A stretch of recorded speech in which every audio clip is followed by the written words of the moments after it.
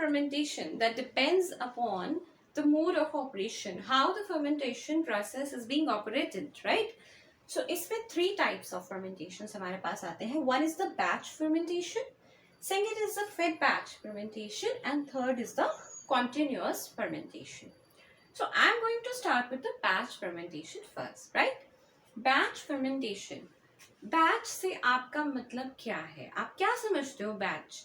Batch का मतलब होता है ग्रुप, है ना? एक तरीके से अगर मैं ये बोलती हूँ कि एक मैथमेटिक्स के टीचर हैं जो कि क्लास 8th के लिए 4 बैचेस लेते हैं, तो इसका मतलब क्या होगा कि वो टीचर पढ़ा तो क्लास 8th को ही रहे हैं, लेकिन कितने बैचेस चल रहे हैं, कितने ग्रुप में स्टडीज हो रही है? 4 ग्रुप्स में हो रही है. तो हो सकता है वो 4 to 5 फर्स्ट ग्रुप को पढ़ाएं, 5 to 6 सेकेंड को, 6 to 7 थर्ड को और 7 to 8 फोर्थ को, राइट? सो इसी तरीके से हम समझ सकते हैं कि जब हम किसी चीज को ग्रुप में परफॉर्म करते हैं तो हम उसको बोलते हैं बैच फर्मेंटेशन, यानी कि छोटे छोटे बैचेस में, छोटे छोटे ग्रुप्स में. तो यही से जो वर्ड पड़ा है, जो टर्म यहाँ ली गई है, वो बैच फर्मेंटेशन ली गई है. अब बैच फर्मेंटेशन कैसे की जाती है? इसमें क्या होता है, हमारे पास फर्मेंटर में हम अपना स्टेराइल मीडिया ऐड करते हैं, फ्रेश मीडिया हम ऐड करते हैं. मीडिया ऐड करने के बाद हम इसमें अपना इनोक्यूलम ऐड करते हैं. Now what is inoculum? Inoculum यानी कि हमारा माइक्रो ऑर्गेनिज्म. मान लीजिए मुझे एक एंटीबायोटिक प्रोड्यूस करानी है, पेनिसिलिन, तो मुझे क्या ऐड करना है? मेरा चॉइस ऑफ माइक्रो ऑर्गेनिज्म क्या होगा? पेनिसिलियम होगा, राइट? तो क्या हो गया? इनोक्यूलम मेरा, यहाँ पे पेनिसिलियम का स्ट्रेन जो है वो मेरा इनोक्यूलम हो गया, ठीक है? तो मीडिया क्या है? न्यूट्रिएंट ग्रोथ के लिए, उसके ग्रोथ के लिए फूड है एक तरीके से.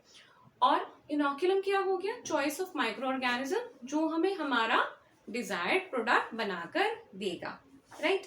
तो हमने मीडिया डाला, उसके बाद हमने उसमें इनोक्यूलम डाल दिया और हमने फर्मेंटेशन को स्टार्ट कर दिया.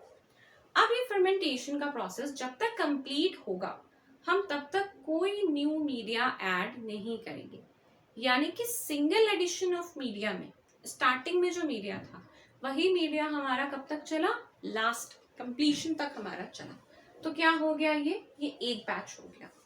नेक्स्ट बैच के लिए हम न्यू दोबारा से स्टार्ट करेंगे, but in between one fermentation process हम दोबारा से मीडिया जो है वो न्यू ऐड नहीं करेंगे. This is known as batch fermentation, right? Batch fermentation के कुछ स्टेप्स होते हैं. First step is media addition. जैसे कि मैंने आपको अभी बताया, सबसे पहले हम अपना फ्रेश स्टेराइल मीडिया जो है वो ऐड करेंगे फर्मेंटर में. Second step is fermenter sterilization. अब हम अपने फर्मेंटर को स्टेरिलाइज कर लेंगे ताकि इन बिटवीन कोई प्रोसेस जो कंटामिनेशन का चांस हो वो भी नलिफाइड हो जाए. Next is addition of inoculum. ये भी मैंने आपको अभी बताया कि हम अपना डिजायर्ड माइक्रो ऑर्गेनिज्म जो है, जिससे हम फर्मेंटेशन कराना चाहते हैं, जो हमें डिजायर्ड प्रोडक्ट बनाकर देगा, हम उस माइक्रो ऑर्गेनिज्म को ऐड करेंगे और उसे हम बोलते हैं इनोक्यूलम एडिशन. इसके बाद we will wait till the fermentation process completes. इसके बाद हमारी फर्मेंटेशन स्टार्ट हो जाएगी. फर्मेंटेशन का प्रोसेस कंप्लीट होने के बाद उसमें जितना भी टाइम लगेगा, देन द फाइनल प्रोडक्ट जो भी होगा that is being subjected to cell harvest. अब हम क्या करेंगे? सेल को हार्वेस्ट करेंगे, क्योंकि हमारे वहां क्या है? सेल भी है, बैक्टीरिया या ईस्ट जिससे भी हम अपना फर्मेंटेशन करा रहे हैं वो भी है, माइक्रो ऑर्गेनिज्म भी है और हमारा डिजायर्ड प्रोडक्ट भी है, ठीक है? तो सेल को हार्वेस्ट कराने के बाद हमारे पास क्या हो जाएगा? प्रोडक्ट जो है वो आ जाएगा. हम अपने प्रोडक्ट को आइसोलेट कर देंगे. So that is product isolation. So these are the major steps जो कि हमारे batch fermentation में होते हैं. So I'm going to talk about different growth phases in a batch fermentation. Now this is a representation how the growth occurs, right? So first we have 4 different phases, ठीक है? Batch fermentation में growth क्यों हो रही है? क्योंकि micro organism जो है वो nutrients को कंज्यूम कर रहा है. ग्रोथ क्यों हो रही है? क्योंकि माइक्रो ऑर्गेनिज्म जो है वो न्यूट्रिएंट्स को कंज्यूम कर रहा है ना. तो क्या होगा? 4 फेजेस में ग्रोथ होगी. First phase will be the lag phase. First phase will be the lag phase. Second phase will be the log phase, or we call it as the exponential phase. Third will be the stationary phase. Third will be the stationary phase. And fourth will be the death phase or the decline phase. और stationary phase को हम plateau भी बोलते हैं. We call it as plateau also. क्योंकि plateau क्यों बोलते हैं? क्योंकि plateau जो होता है वो ऊपर से flat होता है. So ये मैं अभी आपको describe करके बताती हूँ. ठीक है, तो पहला जो phase होता है वो हमारा हो गया lag phase, यानी कि ये वाला. Now this is our first phase, यानी कि lag phase. लैग फेज में क्या होता है, माइक्रो ऑर्गेनिज्म आपने मीडिया में इंट्रोड्यूस करवाया, तो अब माइक्रो ऑर्गेनिज्म को एक न्यू एनवायरनमेंट मिला. अब इस न्यू एनवायरनमेंट की वजह से क्या होगा, सबसे पहले वो अपने आप को एक्लिमेटाइज करेगा, यानी कि एडजस्ट करेगा. सो यहाँ पे जब वो अपने को एक न्यू एनवायरनमेंट में एडजस्ट कर रहा है, तो नेचुरली जो ग्रोथ होगी वो उसकी बहुत कम होगी. सारा का सारा उसका टाइम और एनर्जी जो है वो एडजस्टमेंट में निकल जाएगा. इस फेज को हम बोलते हैं लैग फेज. ये हो गया हमारा first phase, lag. Next phase is this second. So this second is log phase. This is the log phase. Log phase या एक्सपोनेंशियल फेज. तो फर्स्ट फेज जो लैग फेज था उसमें क्या हुआ था, एडजस्टमेंट करी थी बैक्टीरिया ने. अब वो पूरी तरह से सेटल हो गया अपनी न्यू एनवायरनमेंट पे, उस एनवायरनमेंट को पहचान लिया. अब वो वहां के रिसोर्सेज को एक्सप्लॉइट करेगा, यूज करेगा, यानी कि न्यूट्रिएंट्स को यूज करेगा. जैसे जैसे वो ज्यादा न्यूट्रिएंट्स यूज करेगा उसकी ग्रोथ बढ़ने लगेगी और सबसे ज्यादा ग्रोथ उसकी होने लगेगी. तो इस तरीके से एक राइज आएगा ग्रोथ रेट में. इस तरीके से राइज आएगा ग्रोथ रेट में, और ये जो पूरा राइज है ये हमारा बना देगा एक्सपोनेंशियल फेज, जिसको हम बोलते हैं लॉग फेज. तो अगर हम चारों फेजेस की बात करें तो चारों फेजेस में से सबसे ज्यादा ग्रोथ बैक्टीरिया की या यीस्ट की, जो भी हमारा माइक्रो ऑर्गेनिज्म है, उसकी सबसे ज्यादा ग्रोथ किस फेज में होगी, लॉग फेज में होगी, एक्सपोनेंशियल फेज में होगी. जब उसकी ग्रोथ पूरी तरह हो जाएगी तो एक लेवल आएगा, एक टाइम आएगा जिसमें उसका थर्ड फेज आएगा, जिसको हम बोलेंगे प्लेट्यू या स्टेशनरी फेज.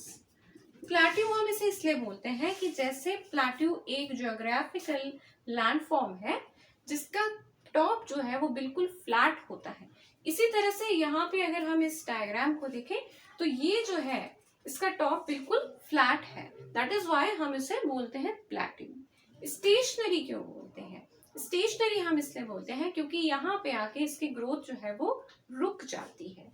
जो हमारे बैक्टीरियल सेल्स या हमारे ही सेल्स होते हैं उनको मेटाबॉलिकली एक्टिव तो रहेंगे, लेकिन उनकी जो फर्दर ग्रोथ है वो यहाँ पे रुक जाएगी स्टेशनरी फेज में. So hence this is the third phase. So the third phase is stationary phase और plateau.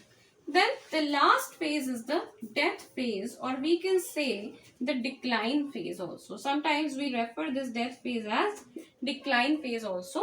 This is the fourth phase where now the cells are start to die. यहाँ पे जो cells हैं वो die off होना start हो जाते हैं. तो ये four phases होते हैं. This is the lag phase. This is the log phase. This one is the stationary phase or plateau, and then the final phase, that is the death phase, right?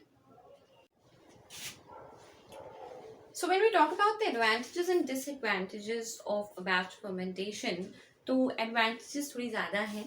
Advantages में सबसे पहले तो कि contamination का chances यहाँ पे low रहता है. Naturally थोड़ा मीडिया है, एक ही बार में fermentation process हो रहा है और दोबारा से मीडिया आपको फिल नहीं करना, तो चांसेस ऑफ कंटामिनेशन अपने आप ही कम हो जाते हैं. क्योंकि जब आप फिल करते हैं नेचुरली बाहर से चांस हो सकता है कि क्या पता आपने न्यू फ्रेश मीडिया डाला, हो सकता है उसमें कुछ कंटामिनेशन हो, कोई पैथोजेनिक माइक्रो ऑर्गेनिज्म साथ चला जाए और जाके हमारा प्रोडक्ट फॉर्मेशन को हैम्पर करने लगे, परेशान करने लगे, डिस्ट्रॉट करने लगे. ठीक है, तो यहाँ पे क्या है कि बिकॉज बैच में हो रहा है तो लेवल ऑफ कंटामिनेशन, जो रिस्क ऑफ कंटामिनेशन है वो नेचुरली कम होगा.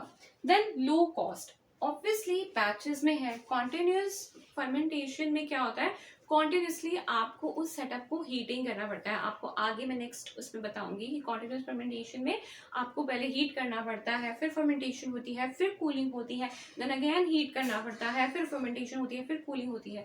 तो इसके लिए क्या होता है, कॉस्ट जो है वो ओवरऑल कॉस्ट कॉन्टिन्यूस के लिए बहुत ज़्यादा हाई चला जाता है, जबकि बैचेस में ऐसा कुछ भी नहीं है। तो बैच फर्मेंटेशन जो है वो लो कॉस्ट रहेगी, easy setup and run. Of course आप थोड़ा सा मीडिया ले रहे हो, उसमें लिमिटेड अमाउंट ऑफ इनोकुलम डाल रहे हो और आपकी प्रोडक्ट रिकवरी अच्छी हो रही है। तो यहाँ पे क्या है कि आप अपनी फर्मेंटेशन को कितने भी बैचेस में डिवाइड कर सकते हो और बैच टू बैच आप उसकी क्वालिटी चेक कर सकते हो, है ना। बैच टू बैच अगर कहीं कोई आपको प्रॉब्लम आती है, कहीं कोई इशू क्रिएट हो जाता है, तो एक ही बैच आपका खराब होगा, बाकी बैचेस तो आपके बच जाएंगे ना, वो तो आपके ठीक करेंगे, ठीक रहेंगे, ठीक प्रोडक्ट आपको मिलेगा। तो इजीली सेटअप किया जा सकता है बैच फर्मेंटेशन में और इजीली इसको रन भी किया जा सकता है, इजीली मॉनिटरिंग भी हो सकती है इस फर्मेंटेशन में। अनस्टेबल ऑर्गेनिजम्स होते हैं, कुछ ऑर्गेनिजम्स होते हैं जो कॉन्टिन्यूस फर्मेंटेशन में इतना अच्छा परफॉर्म नहीं करते हैं।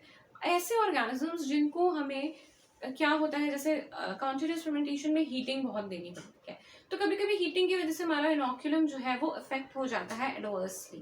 बट बैच फर्मेंटेशन में ऐसा इतना नहीं है कि हीटिंग कूलिंग ऐसा इतना ज़्यादा नहीं होता है। एक स्टेडी रेट से फर्मेंटेशन होता है और आफ्टर द प्रोसेस कंप्लीट जब हो जाता है तो आपके प्रोडक्ट रिकवरी हो जाती है, सेल हार्वेस्टिंग हो जाती है। तो यहाँ पे ऐसे ऑर्गेनिज्म जो कॉन्टिन्यूस फर्मेंटेशन में अनस्टेबल है, उन ऑर्गेनिजम्स के लिए अगर कोई प्रेफर्ड चॉइस ऑफ फर्मेंटेशन है तो that is batch fermentation, right. ये तो हो गई हमारी एडवांटेजेस की बात। Now I am going to talk about disadvantages, क्योंकि डिसएडवांटेज क्या है कि जो एनवायरनमेंट है वो इतना अच्छी तरह कंट्रोल्ड नहीं है, तो स्लो ग्रोथ रेट हो जाता है over the period of time. जब फर्मेंटेशन स्टार्ट हुआ, वेरी नाइस, बहुत अच्छा फर्मेंटेशन स्टार्ट हुआ, मीडिया अच्छा है हमारा, फ्रेश है, स्टेराइल है और सारे कंपोनेंट्स न्यूट्रिएंट्स के सब कुछ प्रेजेंट है। But over the period of time क्या होगा, माइक्रो ऑर्गेनिज्म जो है वो उस न्यूट्रिएंट को यूज करना भी तो स्टार्ट कर देगा और धीरे धीरे वो जो न्यूट्रिएंट लेवल है वो डिक्रीज हो जाएगा। तो over the period of time क्या होगा कि न्यूट्रिएंट लेवल डिक्रीज हुआ और जैसे न्यूट्रिएंट लेवल डिक्रीज हुआ उसका ग्रोथ रेट क्या हो गया, स्लो हो गया। That is quite natural. So this is one disadvantage of batch fermentation. Next is contamination. Now the risk of contamination is high. High in what case? वैसे तो risk of contamination low इसलिए है क्योंकि growth period जो है bacteria का वो कम है, शॉर्ट है ना बैच फर्मेंटेशन में। तो वैसे तो risk of contamination batch fermentation में लो रहता है, लेकिन यहाँ पे हम हाई कंटामिनेशन रिस्क की बात क्यों बोल रहे हैं, हाई भी क्यों बोल रहे हैं, हाई सिर्फ इसलिए बोल रहे हैं क्योंकि इन केस कोई पैथोजेनिक माइक्रो ऑर्गेनिज्म आ जाता है तो वहां पे रिस्क हो सकता है, ठीक है। Next is lower productivity. Lower productivity क्यों आती है, लोअर प्रोडक्टिविटी इसलिए है क्योंकि बार बार आपको कंटेनर्स जो है वो फिल करने हैं, फिर उनको हीट करना है, स्टेबलाइज करना है, फिर उसमें फर्मेंटेशन प्रोसेस होगा, then they will be cool down and then they will be cleaned up for the next batch. उनको नेक्स्ट बैच प्रिपेयर करने के लिए क्लीनिंग भी तो करनी होगी ना, फिर से उसे स्टेबलाइज भी करना होगा। So this takes a lot of time, this consumes a lot of time in comparison to continuous fermentation. वहाँ पे ऐसा नहीं होता है, वहाँ पे एक ही फर्मेंटेशन में आपका मीडिया आता जाता है और नेक्स्ट प्रोडक्ट रिकवरी हो जाती है, ठीक है। तो यहाँ पे these are the disadvantages in the batch fermentation.